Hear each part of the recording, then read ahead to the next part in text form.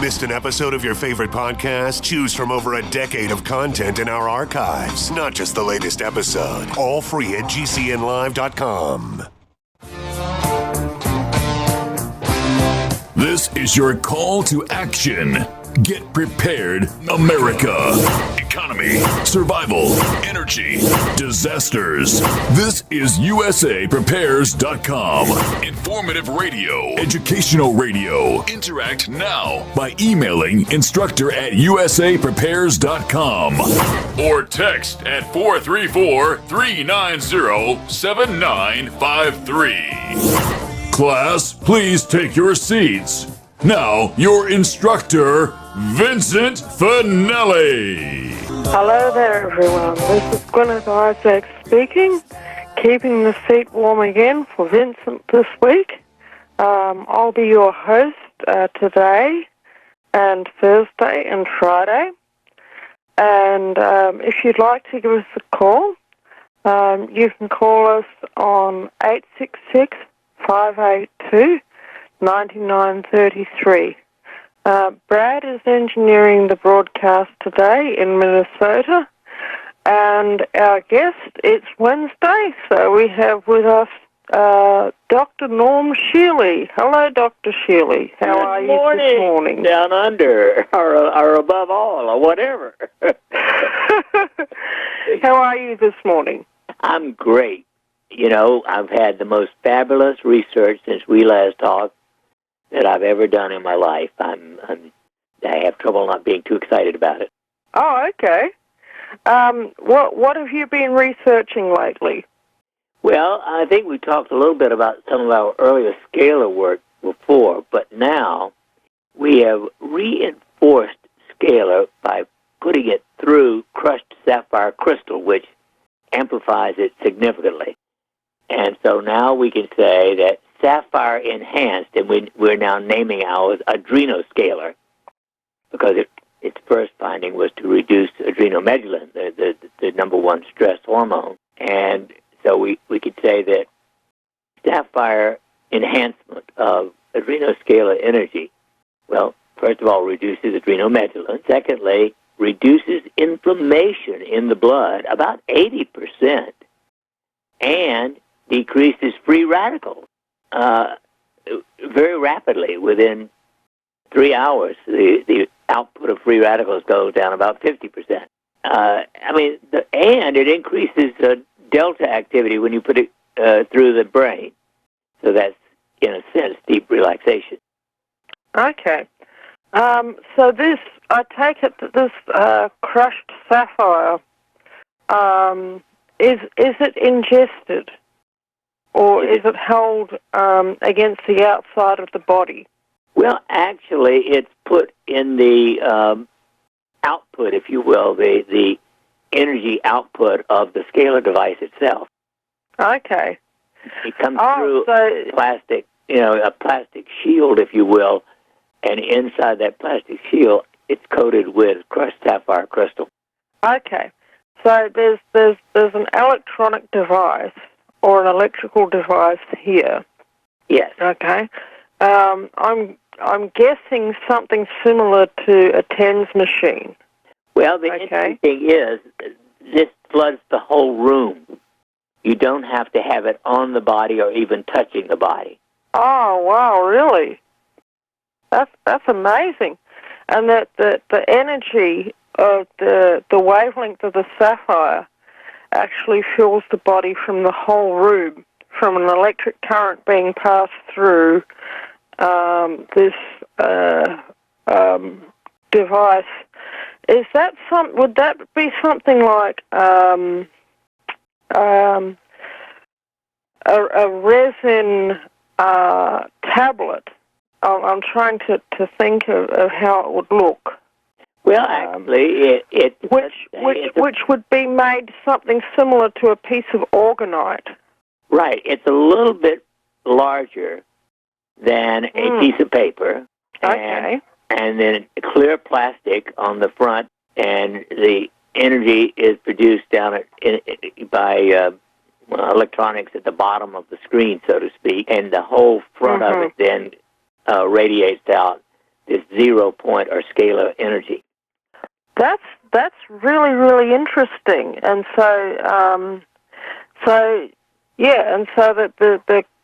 the tiny quartz sapphire crystals, they would take the place that for instance, copper shavings or aluminium shavings would in the organite. Exactly. On this piece of paper. That's absolutely amazing, because I've always, for a number of years, I've been interested in organite energy and organite healing. And when I was in Geraldton, in Western Australia, I was under an absolutely huge amount of stress at that time, and I had an old liver problem that was beginning to reassert itself, and I went to the doctors, and he diagnosed it as non-alcoholic fatty liver disorder, and basically it was scarring on my liver from a episode of glandular fever that I'd had 10 years previous to that. And the scars on the liver were filling up with fat, and that was causing the fatty liver disorder. And the doctor says, this is, probably going to be an ongoing condition, yada, yada, yada. And, of course, they can't really give you any medication for fatty liver disorder, because whatever medication they give you has to be processed by the liver, and so it only makes things worse, which is probably a good thing, because I didn't end up going on any painkillers or anything like that, although I was in a terrible amount of pain. So I went home. I'd just begun researching about organite, and I made an organite generator by getting a funnel, and I filled the funnel. I taped a copper pipe onto the mouth of the funnel, a 3/4-inch copper pipe onto the mouth of the metal funnel, and I sort of taped at the bottom of the funnel before I put the copper pipe on, that is, with some, builder's masking tape, so that the, resin couldn't get out. And then I stuffed the funnel full of aluminium shavings, and then I think I put a quartz crystal or a citron, or maybe both, into the aluminium shavings, and then I filled it full of builder's fiberglass type resin, and I attached a shower, a shower hose to the other end of the copper pipe, and at the end of the shower hose I filled with a layer of steel wool, and then a layer of sheep's wool, steel wool, sheep's wool, steel wool, sheep's wool, until that funnel was full. Okay? And then I topped it off. I taped around with a plastic lid, and the funnel at the end of the shower pipe, that was a plastic funnel, but the other funnel was a metal funnel, and I took it off once the resin had set. Now, that's a very primitive organite device, but it worked. Well, energy is energy. Energy is energy, and anything you do to focus it and enhance it can be of use. That's right. Yeah. And, I'll have to probably send Vincent, I might send you a drawing of my device. Now, this device that you made, I'm sure, is a lot better looking than the one that I made. But it's interesting that it can fill the whole room with the resonance of the sapphire crystal. Yes, we are suggesting that it should be put in the bedroom, so you sleep with it all night. Well, that way you sleep with it 7 or 8 hours every day. That's really, really amazing. And I know that that this is actually something that well, personally I do, is when I do my card readings, when I finish the card readings, I put the tarot cards under the pillow. And the traditional belief is that the energy of you sleeping somehow interacts with the tarot cards. And, it somehow makes the readings more accurate. And since I've been doing that, the readings have been becoming more accurate. But this is on a much more scientific basis than that, I guess. Right. Well, yeah, I've done a lot of research on this one. Yeah. Wow, that's really, really amazing. And I'm really quite excited about that because I know that especially sapphire, you've done a bit of research into the properties of sapphire crystals, haven't you? Oh, yeah. It has a phenomenal electromagnetic effect, I suppose is the best way to put it. Yeah.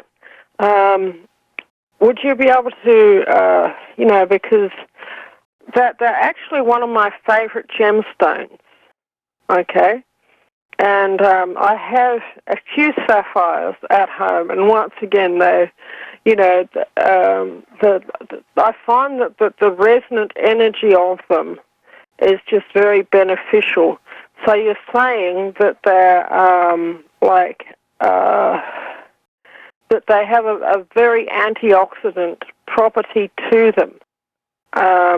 That they have, they destroy free radicals. That it's actually the energy from the sapphire crystal, rather than any chemical properties of it, that actually have the antioxidant and free radical and stimulant effects. Is that what you're saying? Exactly. Wow, that's absolutely remarkable. I would like to talk with you about crystal properties on the other side, but we're heading into an ad break. Hello, everybody. This is Guineith Isaacs here, keeping the seat warm again for Vincent for the remainder of the week. And we have on the line Dr. Norm Shealy, and we're talking today about energy medicine. And Dr. Shealy has been doing research on a device that we were just describing, and it has absolutely marvelous potential for curing a wide variety of diseases. And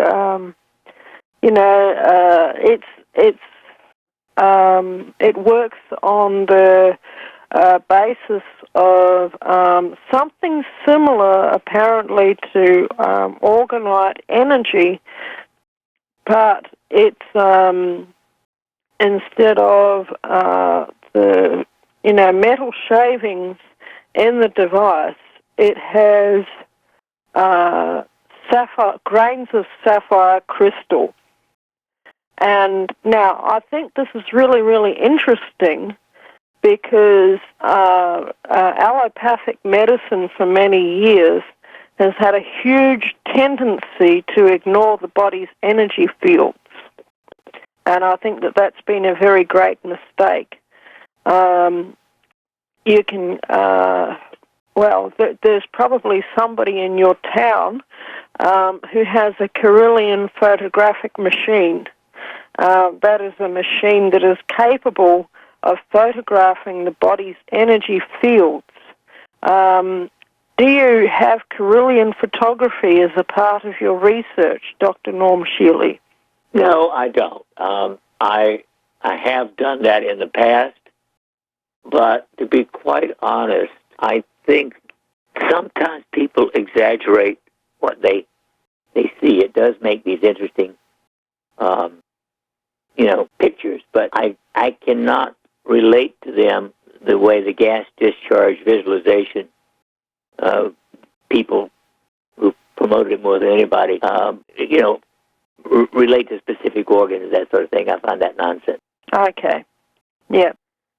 Okay. I just thought it was really interesting,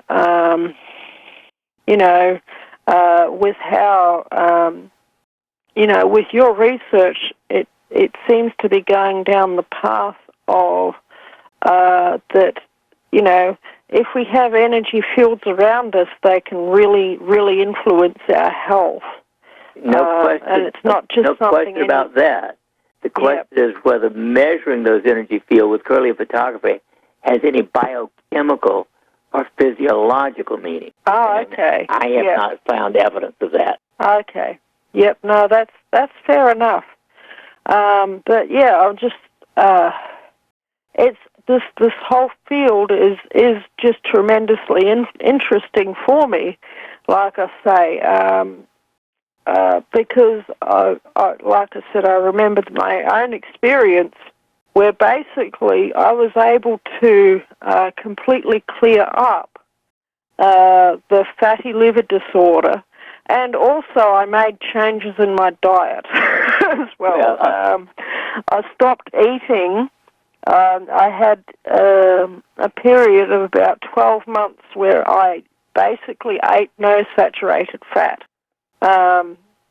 which was tremendously hard for me because I have a low body mass anyway naturally, and my weight fell to probably about 56 or 57 kilograms, and I'm 6 foot tall. So I was tremendously glad when I realized that I would not have to exclude saturated fats from my diet anymore, because I found that excluding saturated fats was, if I ate them, I would be in tremendous pain, okay?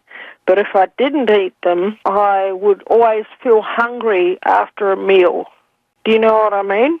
Oh, yeah, I understand. Yeah. And let's face it, I consider in order of importance, number 1, air, number 2, water, number 3, food. Yep. Yeah, that's absolutely right. And, we're heading into another break, and we'll be back in just a moment. This is Guineith Isaacs here, standing in for Vincent this week. And I have Dr. Norm Shealy with us. And we're talking about, the role of energy in medicine. And Dr. Shealy is currently doing some research on a new device that he's inventing or has invented. What would the main use of your device be? Health. Into the future. Just health enhancement. I mean, now, it does seem to help depression, anxiety, insomnia, and it helps lower blood sugar. But I think the most important is just overall health enhancement. Okay. Yeah. Well, that makes a lot of sense because,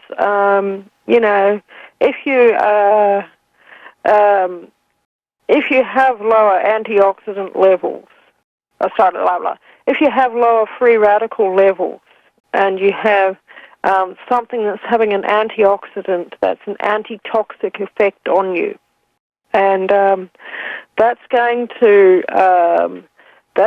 help to prevent a whole bunch of diseases, but including depression. Because obviously if you've got a bunch of toxins running around in your body, you're not going to be feeling the best, and it's going to affect your mood, right? Oh, yeah. Interestingly, I'd like to read you a bit. I just got asked to endorse a book who claims that the woman claims she is a bioenergetic practitioner. She's trained in the Barbara Brennan School of, healing, also Qigong medicine practitioner, etc. And she wants me to endorse the book. Now, I want you to tell me what's wrong with this and why I cannot endorse this book. Title is Blessed with Energy. Subtitle, I would love to hear about the mystery and mysticism around energy medicine using science and scripture. I can't remove mysticism. To me, mysticism is the spiritual path The idea of even suggesting the removal of mysticism is absolute nonsense. So I told her no. I mean, she sadly discovers that many Christians reject validity of our electromagnetic field. My God, does she not understand that the paintings of J.C. and saints for centuries have had this aura around them? That's the electromagnetic field. Yeah. Well, yeah. I can't be bothered with fundamentalists.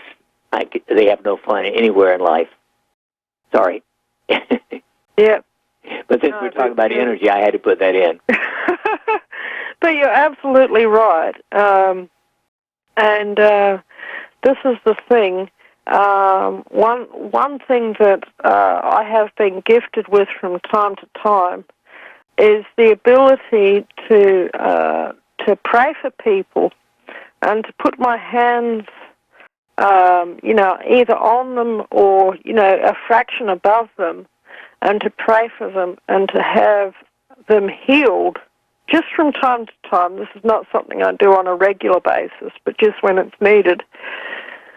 And to have them healed from the most remarkable conditions.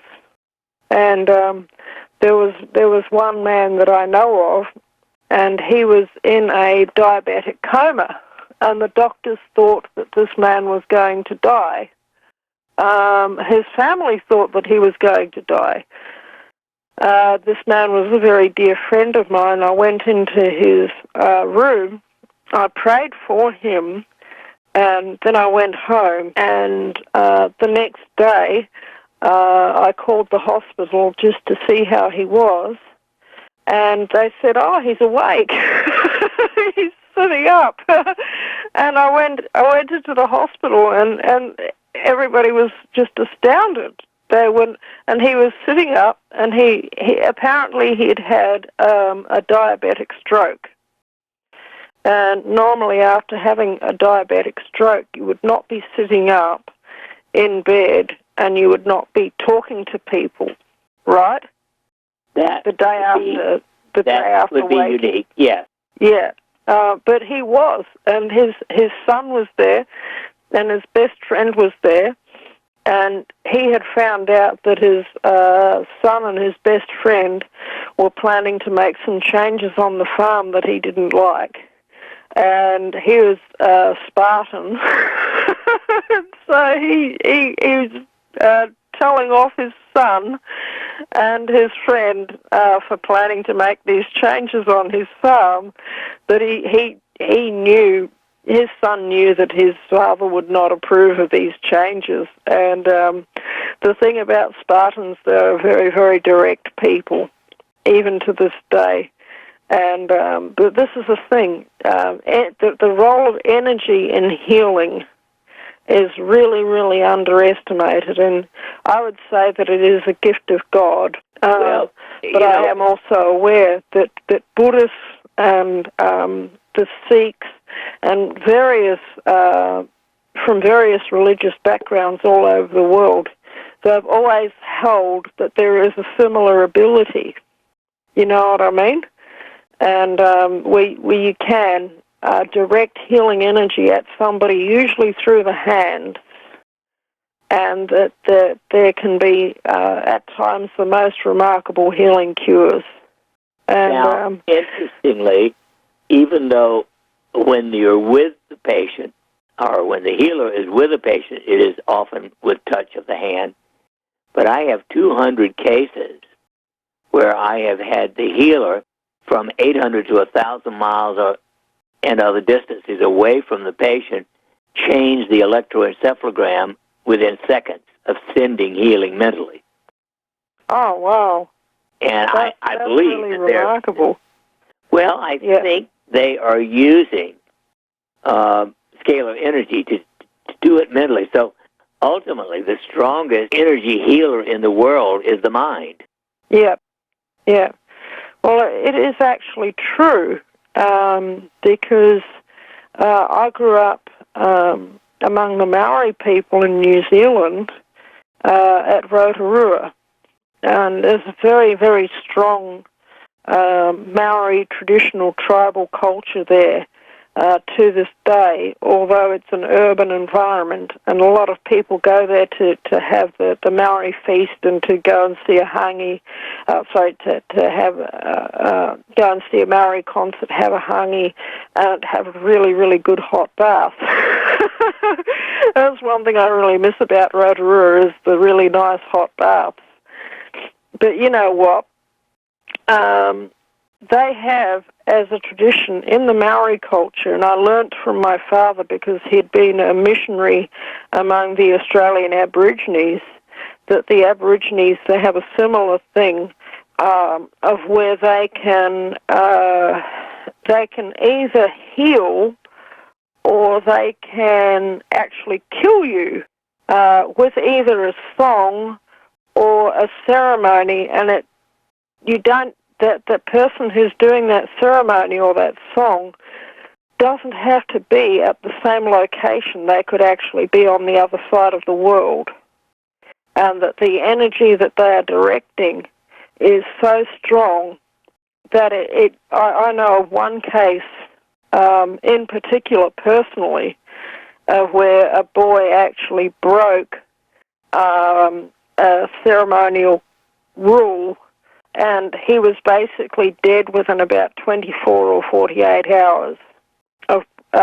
He went to a burial site and he played football with a skull, and that was a big breach of their ceremonial rules. Obviously, you don't do that ever in any culture. But within a matter of a day or two of him doing that, he went absolutely crazy. He really did, and he ended up dying. And that was something of where I believe that it was the energy of his conscience knowing that he had done something so very wrong and against his own people, you know. But this is it, and I've heard of cases in Hawaii where there's been unexplained deaths, and if you ask even the Hawaiian MDs, some of them will say, this is the work of the medicine men. Have you heard of that sort of thing? Oh, yes. I have no personal, involvement or experience of seeing it, but I've heard of it. Yeah.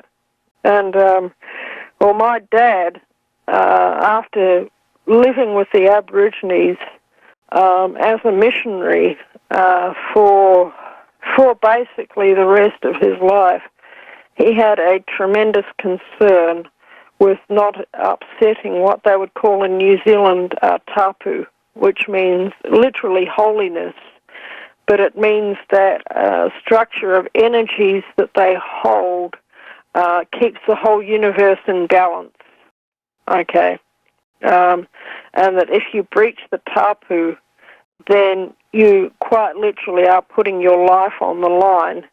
And like I say, it's often set up to where, the system of rules is established at some time in the past, but it keeps on being active into the future, more or less, as you say, like a force field.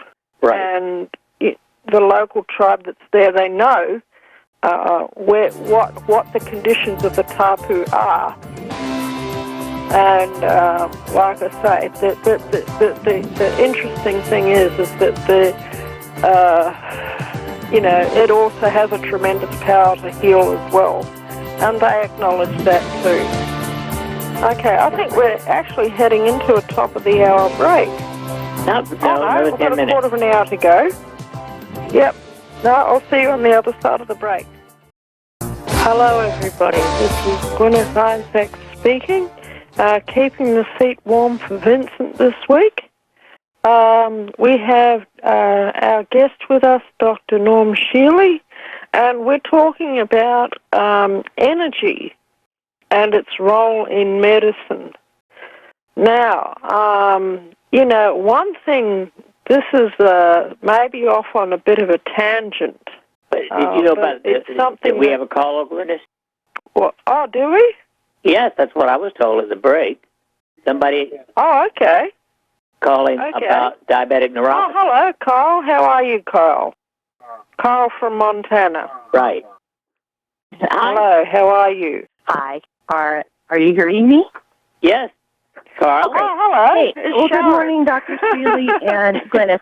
Hey, I do have a question. I have an extended family member who is dealing with diabetic neuropathy now, and admittedly, the gentleman has been quite overweight and has a real difficult problem keeping his type 2 diabetes under control.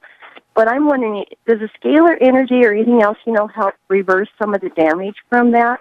Is there anything Two things. out there? Yes.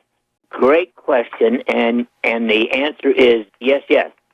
At the top of my list for reversing and controlling the pain and numbness in the feet would be PEMF, pulsed electromagnetic field therapy. There, we could put the coil around the ankle, and we've had excellent results doing that, and even an hour a day.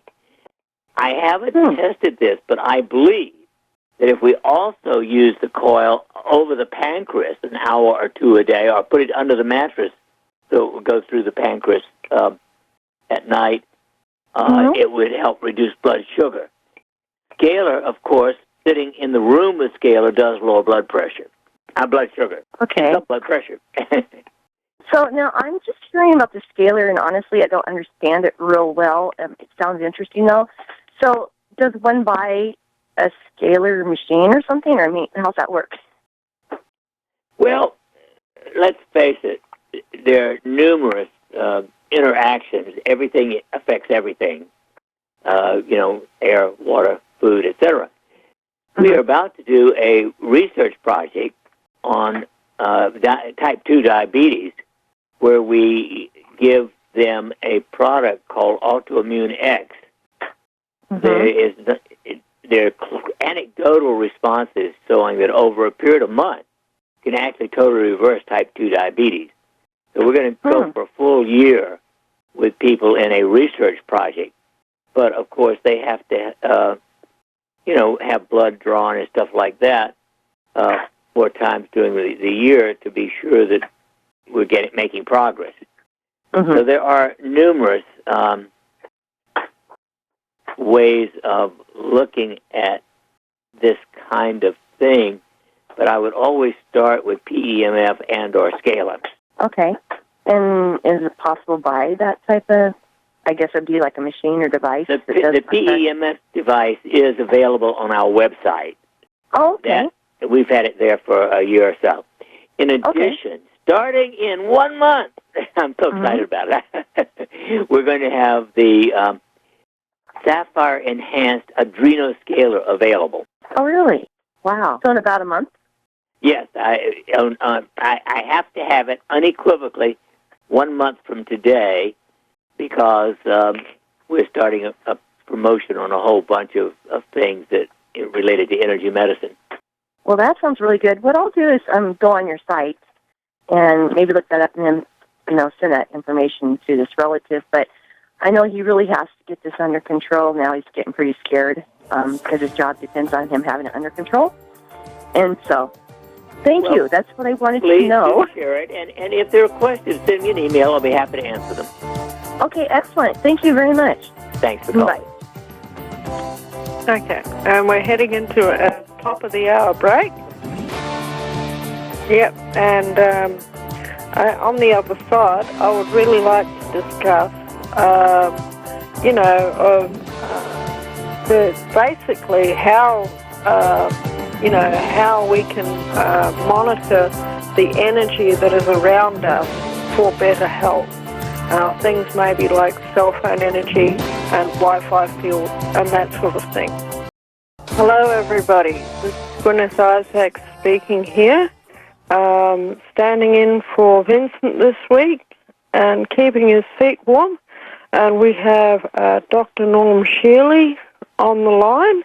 And I wanted to ask Dr. Shealy, your new device that you have just invented, the scalar device that uses sapphire. Now, what I have sometimes is I have a situation where I have to sit in an environment where there is, for instance, a Wi-Fi field, or where there is quite a strong cell phone signal.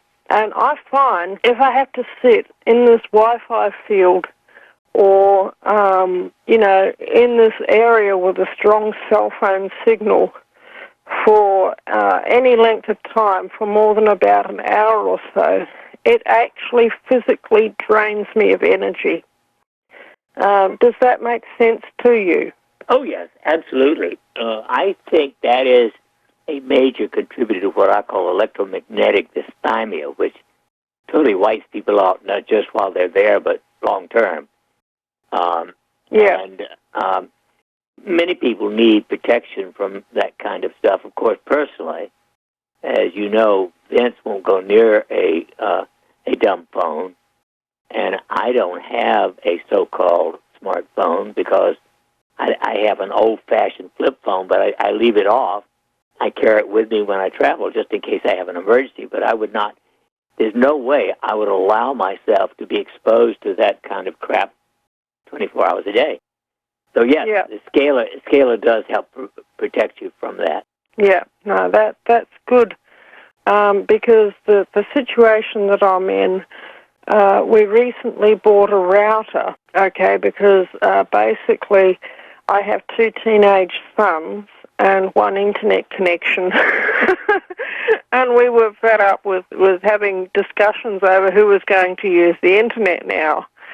And so I said, okay, well, we'll get a router. It was impossible for me to find a router that did not have Wi-Fi capability. And you can turn the one I selected, you can turn the Wi-Fi field off. But my sons just think that Wi-Fi is it and a bit. And, it doesn't take long for one of them to sneak through and turn the Wi-Fi field back on. Although I say, listen, don't do that. It can become a losing battle. That's what I'm talking about here. Yeah, I agree. I'm glad I don't have to deal with children and the teens today because, for instance, when our children were growing up, and we're talking about 45 or 50 years ago, they were allowed television 4 hours a week, only on the weekend at that, and we were considered cruel. So you can imagine what I would do with dumb phones.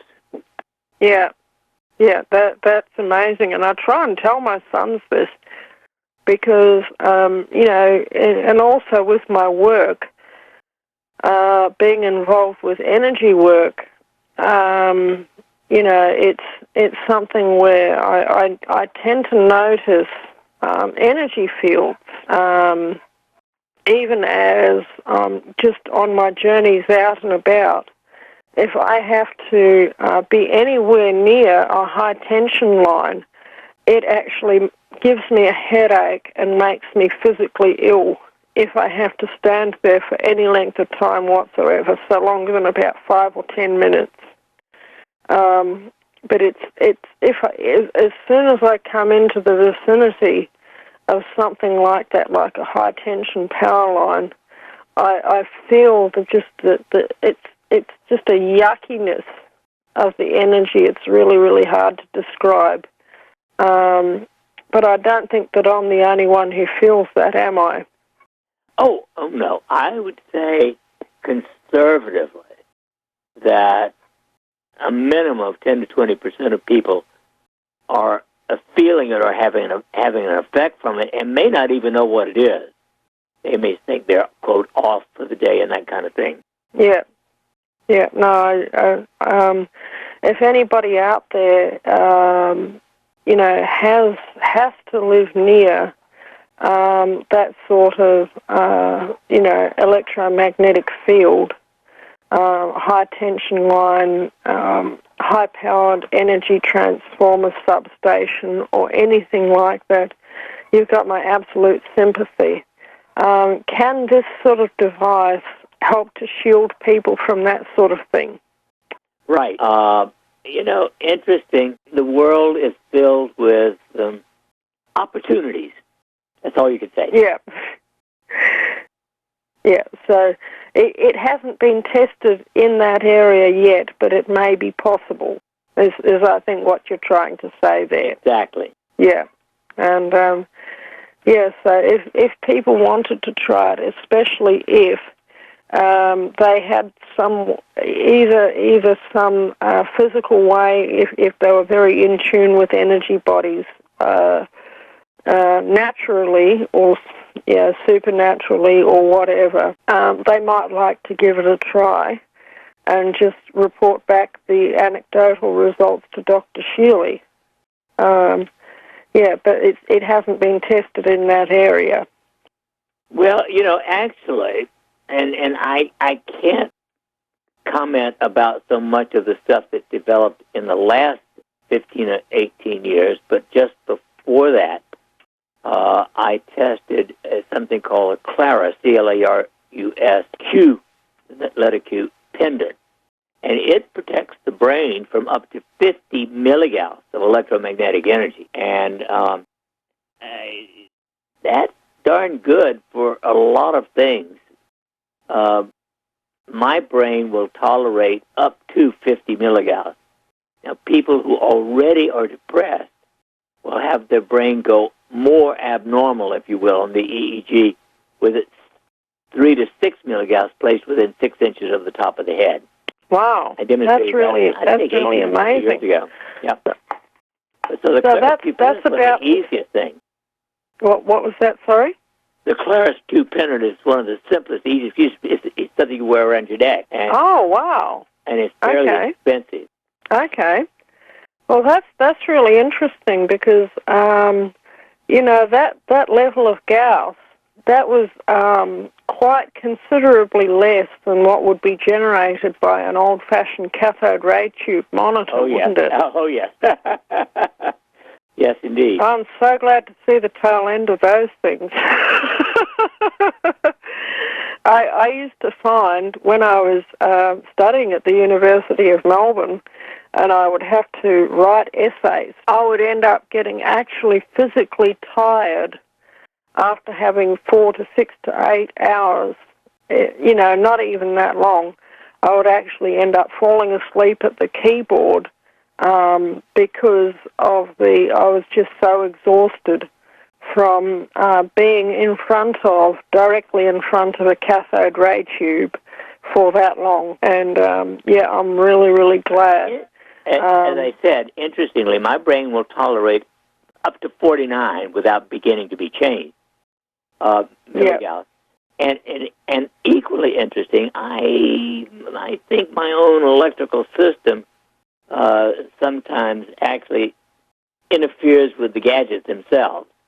I have computers that have more trouble. Even when I was doing research with the old equipment that had cathode rays and stuff in it, I had more trouble with the equipment than anybody I know. And I can't wear a watch with a gold back on it. I can wear I wear one with stainless steel, but I cannot wear one with a gold back. It goes bad. That's really, really interesting that you say that, because something, more often than not, especially when I was studying, I don't know about today, but if I had, you would have be printing out the paper on the day that it was due to be handed in, and this paper might be like 50% of your grade for that particular course. Right. And, maybe it was half an hour before the due time. It's amazing how many times the printer would break down exactly at that moment, half an hour before your paper, your final paper for that course for the semester or for the year was due. And everybody else would be able to print out their work, no worries. But somehow that when it came to printing out your document, that the printer just did not want to do it. Oh, I have more trouble with the printer. It's just too near me. Of course, it only it's only really unsafe if it's printing while you're sitting near it. But the printer, which sits within a foot of me, I have to get up when I'm printing, you're away. Especially if it's an important document that really needs to be printed on that day now. And I am just a jinx for the printer, just from sitting here all the time. Yeah. I ended up solving that problem. I tried to print my documents out the day before in the end because I realized that we had this problem. It didn't always happen, of course, because, these papers are complex, and I always like to have them like a well-polished jewel. Hello there, everybody. This is Guineith Isaac speaking, filling the seat for Vincent for the rest of this week. We have Dr. Norm Shealy with us, and we were discussing energy and electromagnetic fields, radiation, and health.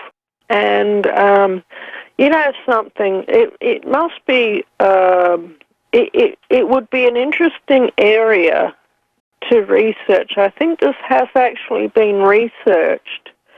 But if you ever wanted to look at things like crime rates and the locations of electrical substations, transformers, and high-tension lines.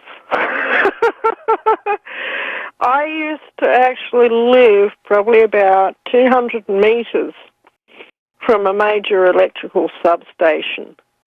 And my gosh, I wish I'd never ever bought that house.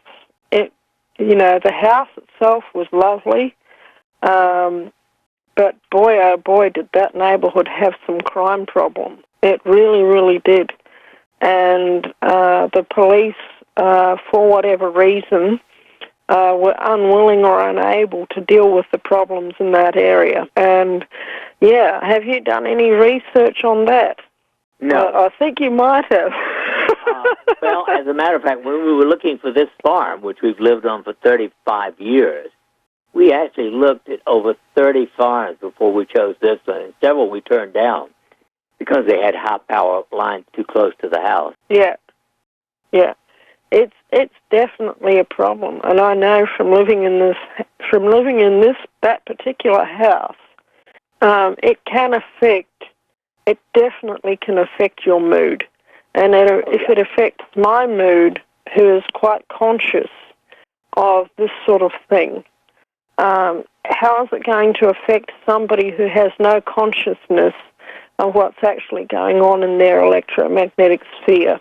They just wake up in the morning and they feel like crud, and they can't quite put their finger on it, But that, let's face it.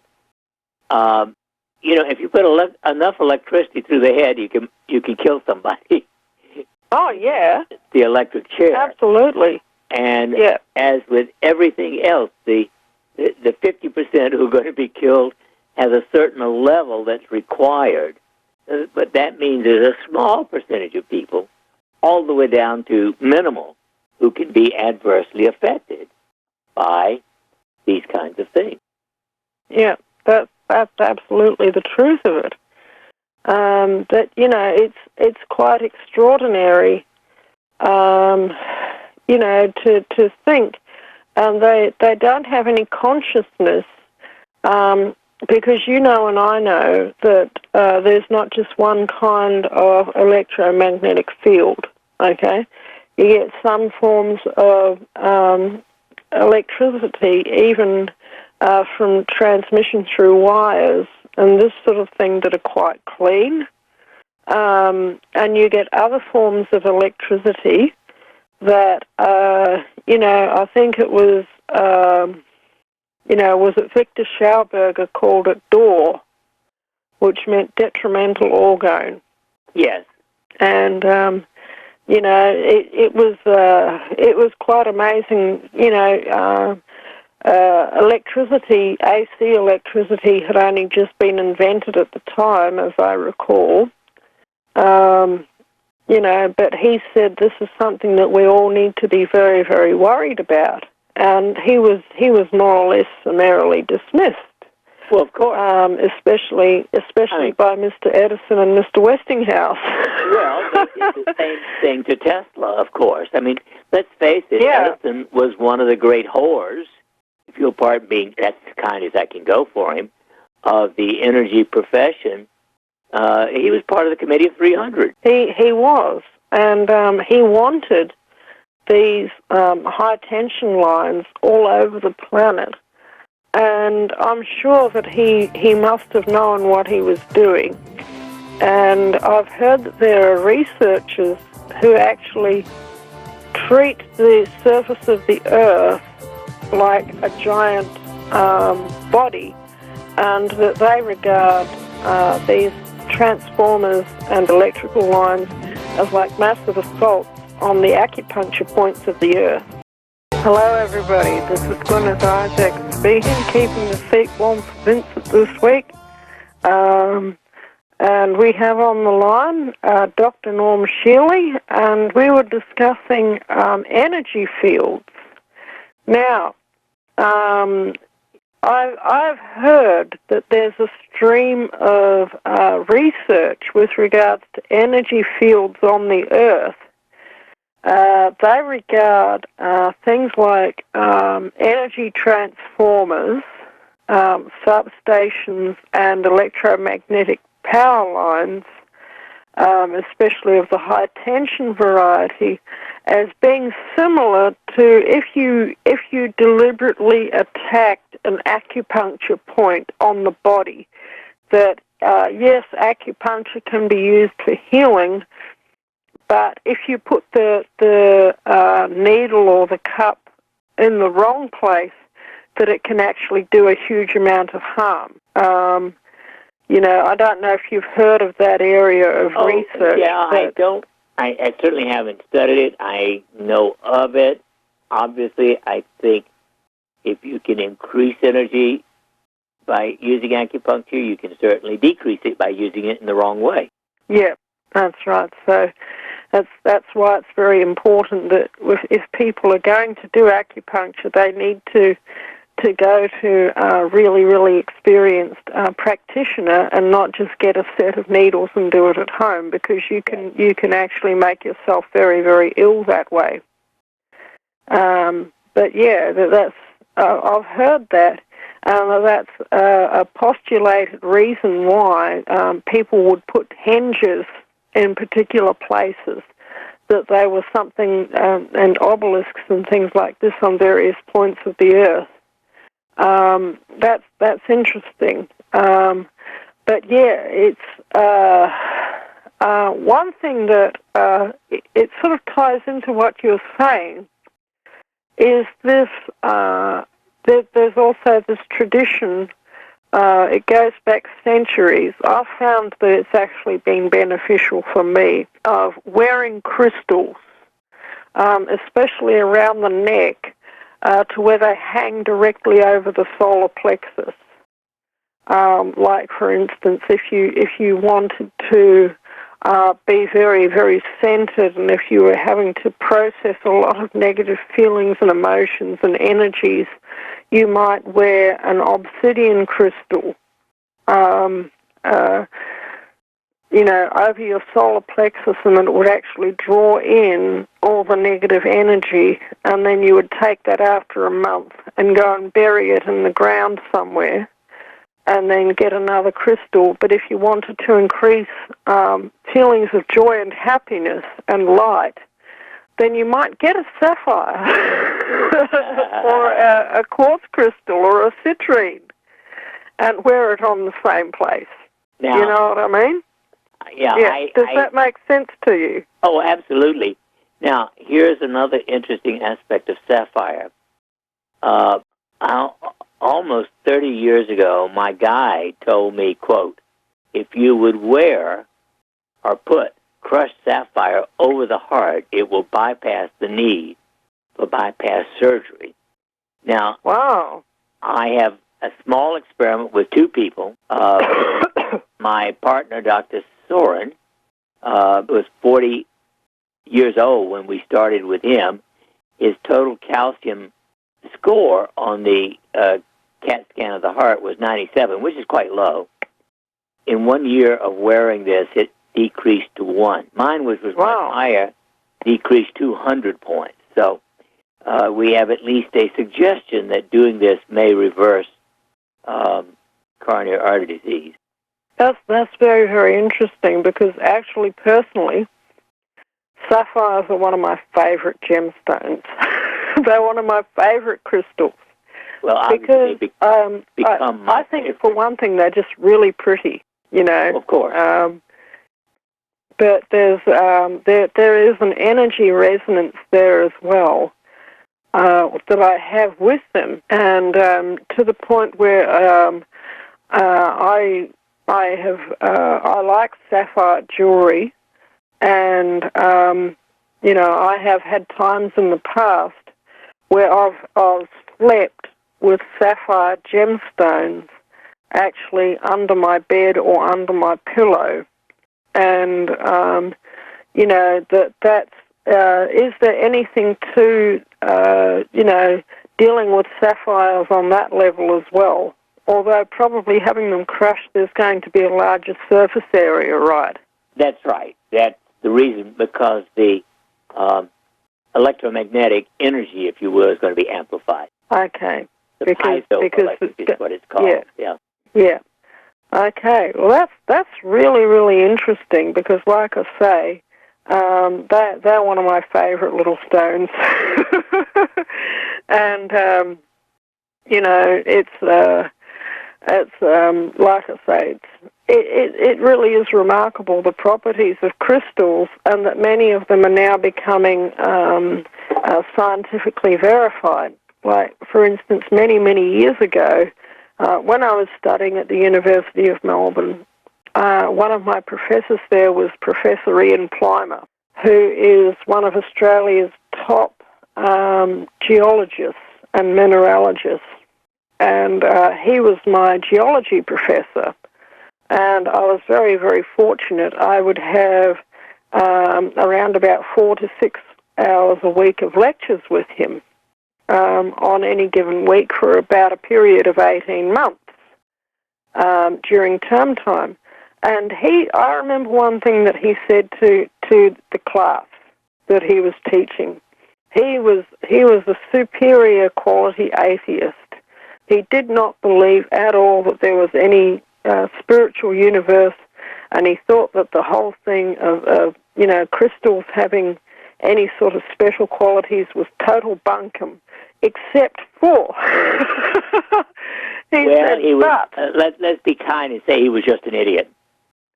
He was, in that respect, he kind of was, but he said, but when dealing with the quartz crystal, you have to realize that they do have a number of remarkable properties.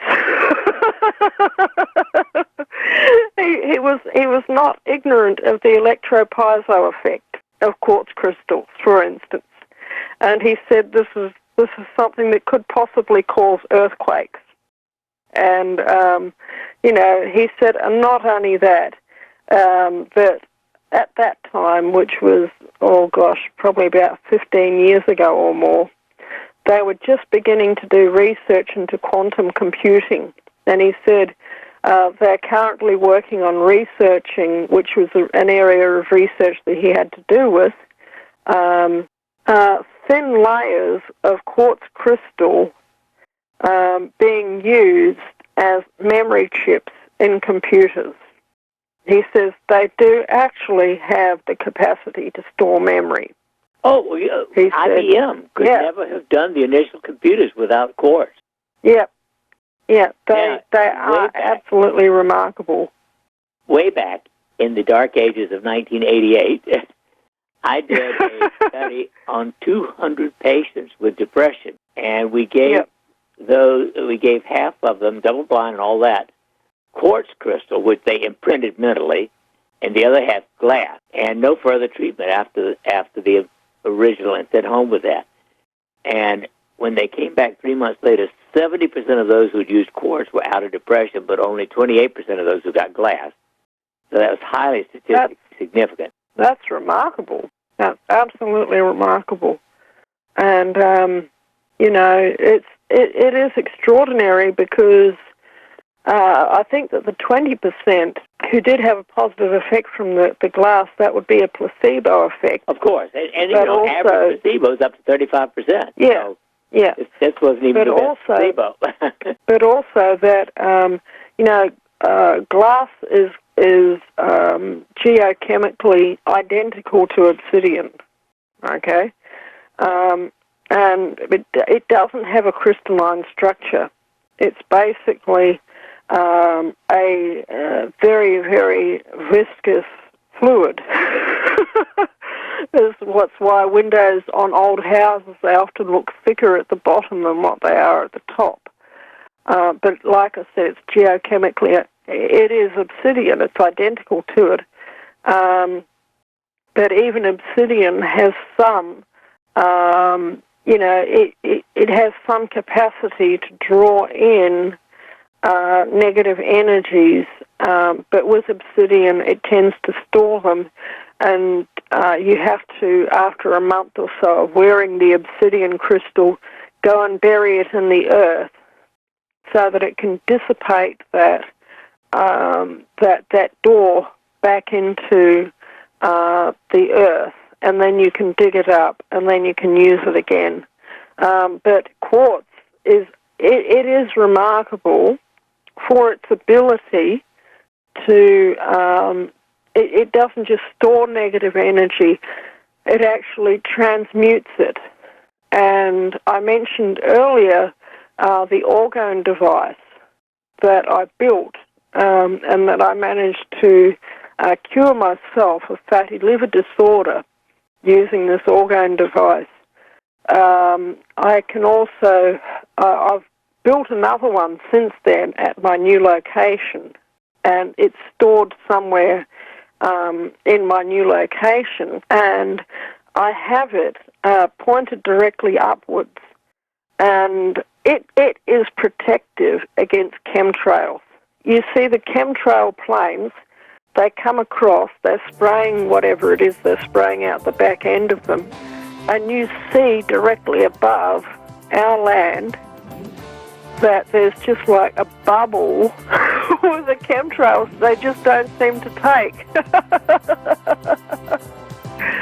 And yeah, if anyone wants to contact me at Guineith@gmail.com, I'm happy to send them the plans for making this device. Hello there, this is Guineith Isaac speaking, keeping the seat warm for Vincent this week. This is the final segment of the show. Dr. Shealy, is there anything in this final segment that you would like to give people as a take-home? Well, I think the most important thing is thinking. Thinking is ultimate energy, and you cannot afford the luxury of negative thinking. That is, anger, guilt, anxiety, and depression sap your energy to a greater or lesser extent, as much as anything we've talked about. So whatever's going on, you must somehow detach from those things you cannot change. My favorite word in the entire English language is detach. And believe me, today there's an awful lot of crap in the world to be detached from. Yep, I would say that that's absolutely true. And, you know, I've mentioned about my teenage sons. My older boy, he's 16 years old. He's just at that time in his life where he's got his big eagle wings and he's standing on the edge of the nest and he's ready to fly. What's his birthday? And when that time comes, when it's time for him to launch himself on the world, I'm more than ready to let him go because he's going to do wonderful things. What is his birthday? His birthday is February the 11th. He's got the same birthday as Alex Jones. Yeah, what was that, sorry? Call a butterfly chasing a rainbow. Yes. I've got the Secret Book of Birthdays here as one of the texts that I use, and that's a marvelous, marvelous book. But one thing that annoys the daylights out of him is that he has exactly the same birthday as Alex Jones.